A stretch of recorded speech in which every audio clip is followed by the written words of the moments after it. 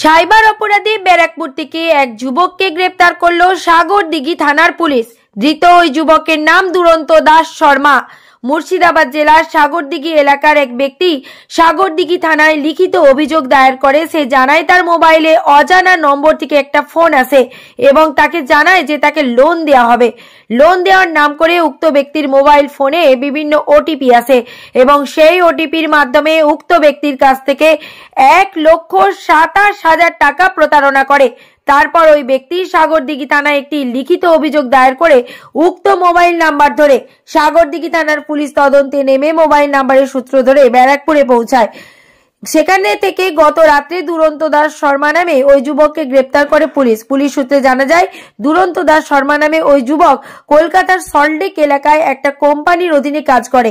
সাগরদিঘি থানার পুলিশ আজ অর্থাৎ মঙ্গলবার তাকে 14 দিনের পুলিশি হেফাজতের আবেদন জানিয়ে জঙ্গিপুর মহকুমা আদালতে পাঠায়। ইতিমধ্যে সাগরদিঘি থানার পুলিশ তদন্ত শুরু করে দিয়েছে।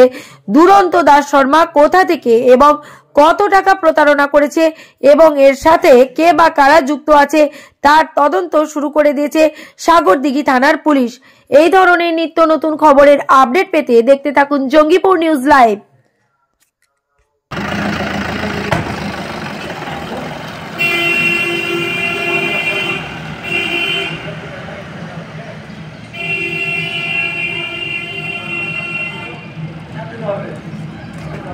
সল্টলেক হাইটেক।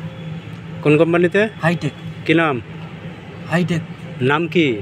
আমার নাম দুরন্ত দাস। বাড়ি? বাড়ি ব্যারাকপুর।